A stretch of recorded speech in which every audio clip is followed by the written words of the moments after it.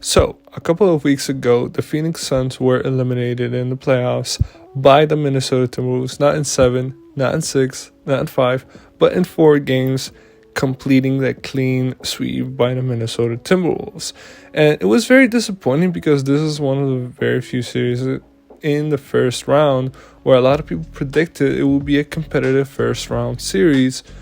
And it was just not competitive to the point that, if I'm not mistaken, all, if not most of the games, the differential scores were like by 10 points or more. All, if not most of these games were not competitive. And so many people are asking themselves, what will be next for the Phoenix Suns? And if you ask me personally, I think the Phoenix Suns are cooked. Like, really cooked. Before, when they had CP3 in the CP3 era with him, Booker, Mikal Bridges, it's still a young team. They still had a couple of assets where they can move stuff. And even when they got KD, it was still optimistic. Like, make a move or two and maybe you can build around KD and Booker. But I have a prediction, and I believe that this team will miss the playoffs next season. Now, I'll go into depth, but before I do so, what's up guys, it's your boy Absidious, back with another video. If you're new here, please subscribe to the channel. And if you've already been here before, and you've subbed before, make sure to like the video and share the video. And overall, everybody, I just want to hear your thoughts about this topic. So go down to the comment section and let me know how it is. But yeah, with that out of the way, let's jump into it with the 2023 off season. After being eliminated in 6 games by the Denver Nuggets, it was clear that this team needed a certain change with the squad. I mean, there was a lot of issues going around, lack of playmaking, washed players, having DeAndre Ayton and Monty Williams being in a feud. It was very hectic, and it was clear that this team could be legit because out of every team in that playoff run, they gave Denver the most amount of trouble. So it was very optimistic because, well, you have Matt Ishbia, who's proving that he was willing to not only pay but to make the big moves. A really good front office with really good personnel. You have KD and Booker. I mean, how can you not be optimistic going into this off season? But out of every single team in the NBA, they had the worst off season, in my opinion. They first of all fired Monty Williams, and say what you want about Monty Williams being an quote-unquote overrated coach. Okay, he's losing right now, but honestly, in my opinion, he's a top 10 coach in the league at worst. Monty Williams has proven that he's really good at his job, and with the system that he built around Booker and Paul at that time, it was really good. And I felt like it was very unfair to right now give him a huge shift with KD, with right now Booker and Paul, and you have to right now force him to play Ayton, and Ayton is soft. Firing him was just an idiotic move, in my opinion. Instead of hiring a coach who is as, accomplished as he is, they hired Frank Vogel. Now, Frank Vogel isn't Darvin Ham. I think Frank Vogel is a good coach, but from the beginning, he just didn't fit the personnel. I mean, Frank Vogel is a defensive coach. He's not an offensive coach, and this team really only has offensive assets and offensive players. Before all the big moves, the Beal and the 8th move. So that was, I think, in my opinion, the first big mistake that they've done. And then they went ahead and traded for Bradley Beal. Now, it was a 3-team trade. Suns got Beal. Wizards got Paul, Landry, 4 first-round picks, 4 second-round picks. Oh my God, I think this was one of, if not the worst move in the offseason, because you have to get the concept. Yes, Bradley Beal was an amazing player in Washington, but he was the only really good player in Washington. So, of course, he will look like an all-star caliber player if he's the only one that's performing in Washington. Not only that, he has one of the worst contracts in the league, but they decided to trade for him because he's an all-star. And screw the depth of the team, screw everything. They went away and they traded for him, and they gave up valuable assets like a Chris Paul, like a Landry Shamet, 4 first-round pick swaps, 6 second-round picks. I mean, those are all valuable assets. Yes, individually maybe not, but collectively it is. You're basically putting all of your future on a mediocre all-star. That's called Bradley Beal what he is. He's a mediocre all-star level at best in his entirety of his career. It is what it is. And then they went ahead because they realized, hey, we don't have depth. We have to trade for depth. We have DeAndre Ayton, so they went ahead and they did that 3-team trade with the Suns, Bucks, and Blazers. They traded away DeAndre Ayton, and they got Jusuf Nurkic, Grayson Allen, Nasir Little, and Keon Johnson. Even though they traded for depth, this depth wasn't really the move to make because, yes, DeAndre Ayton was good, but in my opinion, they should have traded DeAndre Ayton for Monster a long time ago. And this depth, I mean, Jusuf Nurkic, Grayson Allen, Nasir Little, Keon Johnson. I mean, what is Keon going to do? What is Nasir going to do? Not a lot. Don't get me wrong. Grayson Allen was amazing for this team, and I think he led the league in three-point percentage. But Nurkic was a very overrated pickup. Grayson Allen was an underrated pickup. And Lil and Keon were just nothing. So even though they quote-unquote traded for depth, the depth meant absolutely nothing because all these players were either injured all season long or contributed little to nothing with the exception of Grayson Allen. And not only that, they had no assets if they wanted to get more depth or more players. Despite the horrible moves that they made this offseason, still a lot of people were optimistic and they had this team being as a top 3 seeded team in the West. ESPN had them second in the West with a 50+ win record, and they had them as probably the best offensive team in the league. Now, in reality, they weren't far off from the winning record. They won 49 win games, but they ended up as the 6th best team in the West, and they were this close in becoming a play-in team, something that not a lot of people predicted. And the reason for that happening is because, number one, this team was heavily injury prone. I mean, when your most active player is Jusuf Nurkic, who's notoriously an injury prone player, you know this team is just filled with injuries. And Beal played, I think, only 50 games. Kevin Durant played 75 games, so that was, a good amount of games.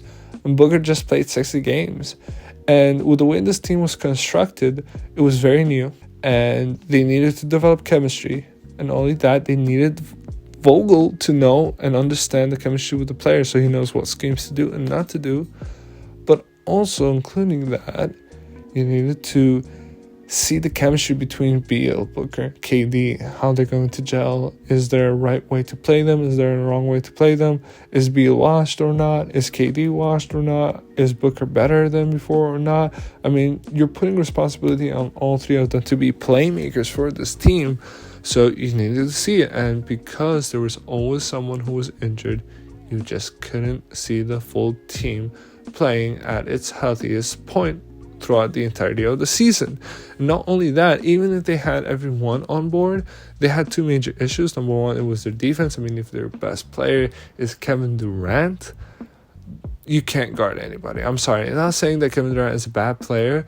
He's far from being a bad player, but overall, he's just a good defender. He cannot be your best defensive player because if you're going to force him to be a two-way player, it's just not his role. He's just a scorer, and that's fine. But now you're into a position where you have to force him into being a two-way player, and that cannot happen. I mean, you have him guarding the best players from 1 to 4, and he's almost getting kicked almost every single night. And then you look at the other side of the ball. Offensively, yes, they finished up 10th, so they're the 10th best team technically offensively. But really, they only have two options offensively. It was either A, ISO with the big three, or B, kick it out to a shooter. That's literally it. It was very basic, very elementary, and that couldn't get them anywhere far. And when they ended up as a 6th seed, they ended up matching up with the Minnesota Timberwolves, who were the 3rd seed in the playoffs. And as you said, they got swept. But before that sweeping was happening, a lot of people predicted that this team was going to win simply because they swept the Wolves in the regular season. So it just made sense that, hey, they could really cook the Wolves in this series. But there was a lot of glaring issues that were brightened in the series. However, the 3 problems I want to highlight, first being Frank Vogel. Yes, I've said it in the video. He didn't have the right assets and the right players to coach. However, this guy should still be able to do something called adaptability. Yes, he needs to adapt to certain situations. If KD can't score, who do we need to? If the big three can't score, do we have a Grayson Allen play? Do we have a Yusuf Nurkic post play? Do we have a defensive scheme that will work with the personnel that we have? And he just didn't have it. And listen, he's a good coach, and if you put a good coach in these scenarios, most coaches, they will fail, and he is part of most coaches, and he has to take the blame. And there's a lot of improvements that he needs to do in his schemes, because it's clear that offensively very little going on. I mean, a lot of Booker pick and rolls, or a lot of ISO from KD, Beal just spotting up sometimes. Like almost every single play offensively, and even sometimes defensively, he's just misusing the personnel that he has. And although I don't think he should get fired, not because he was bad, but because he just doesn't fit the team. Second of all, I think Bradley Beal was a huge issue. I think, yes, Booker had an awful series. I think KD was kind of average, but honestly, I think KD was still good. It was Bradley Beal who just couldn't carry the load. He just couldn't really do anything. Now, if you look at his numbers, he isn't that bad. It's quite average shooting splits. He averaged 16 points, has an average assist to turnover ratio, but it's just not enough. He has a certain expectation to be a star. Overall, the main issue of this team, what caused them the downfall, is just the team as a whole. The way this team was constructed, it's awful. First of all, the depth. There is no depth. Honestly, besides the big three, you have who? Nurkic? Okay. Allen wasn't available, so I can't count Allen. Are we going to count Okogie? Are we going to count Bol? Are we going to count Thaddeus Young? I mean, none of them were really good, honestly, in this series. So if they can't be really good in this series, Eric Gordon. Yeah, okay. Eric Gordon. You see, players that should be honestly either retired or in the G League or just third stringers in teams are getting legitimate minutes, and that's a huge issue. And even when they get minutes, they just don't fit the construction of the team that's required for them to be a championship team. They can't follow the schemes that Frank Vogel has for them, and they're not good role players to surround Beal, Booker, and KD with. It's just how it is. And then the most important thing is chemistry. Frank Vogel doesn't really know how to coach the big three that well because he hasn't had the opportunity to do so. And if you look at the chemistry between the players, it's just not that good. This team was just not in sync the entirety of the series and honestly the season as a whole. And now it comes to question, what do they do right now?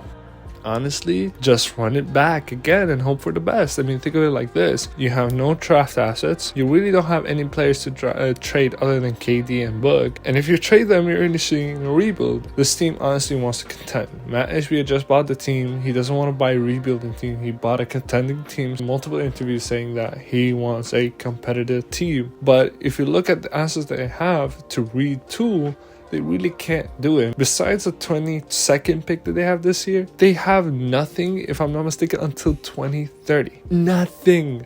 Maybe some pick swaps here and there, but they're going to be very invaluable. And then when you look at their players, most of the players are going to be free agents, like Grayson Allen, and the players that are tied to, they're either extremely overpaid, like a Nasir Little, like a Bradley Beal, like a Yusuf Nurkic, or if you trade them, you're basically telling the whole world, hey, we're rebuilding, like Booker or KD. You can't trade those two because if you trade them, well, you're just initiating a rebuild. What can they really do? Now, a lot of people are saying if they can't rebuild, what should they do right now? Honestly, I think number one, they shouldn't trade their draft pick. Honestly, I think there's a lot of veteran, quote-unquote, veteran college players and veteran Euro players that they can pick up with the 22nd pick. I think for a good example could be Zach Edey. Zach Edey has been amazing in the NCAA. He's, I think, 22 years old. So he'll be one of the more experienced rookies. You can pick him up, and I think he'll be a solid backup to Yusuf Nurkic. I'm looking at the free agents that they can afford. I don't think a lot of them can do a way better job than Zach Edey. And plus, why not develop him? I mean, you never know what's going to happen with Zach Edey. Zach Edey might be the steal of the draft if you can get him. Obviously, there are more names that might be better, but that's just an example that I think they should consider heavily, because if they trade it, I can't really think of a player they can really trade it for, unless they're going to trade a Beal, a Nurkic or a Little, then I can see why they're doing it. But unless they can trade that, one of the horrible contracts, then okay, I think they should trade the first round pick. Then when it comes to players, honestly, they can only sign minimum players. So when I think of it, you can go ahead and maybe Andre Drummond, but even then, he doesn't solve much of a problem. You can go around for a Miles Plumlee, for a Daniel Tice, but do they really help you that much? Maybe you can go for a Dennis Smith Jr., for a Gordon Hayward, for a Jordan McLaughlin, for a Patty Mills. I mean, I'm just naming veteran guys that honestly wouldn't barely make the second rotation, if not the third rotation, and that's just the position that Phoenix just put themselves into. So I don't know. I think personally, when I look at the cap sheet of just these 5 players alone that I'm going to put in the screen right now, I mean, for God's sake, these 5 players alone in the up and coming next season are making more than the Phoenix Suns, the entire roster of the Phoenix Suns this year. That's how bad this financial situation is. That's why I'm suggesting to keep the draft pick, because at least you can have someone on a rookie contract. And hey, if you draft really good, you get someone on a rookie contract for 4 years. I don't know. It's better, in my opinion, than a vet minimum. Every year, you're going to swap up vet minimums. Or players that just were given up by other teams. I don't know. This is a very tough situation, and I don't really like it. And I think this is a team that we're going to talk about as being one of the worst teams in the league coming up next season. But yeah, that is it for the video. If you guys have any video suggestions, please let me know. You can type it in the comment section down below. And also, I've been thinking about maybe having 2K gameplay or doing live streams. If you want to see any type of content related to basketball, please let me know. Hit me up in the comment section down below, and I'll definitely respond and like to it and reply to it just in general. But yeah, with that out of the way, Ab signing out.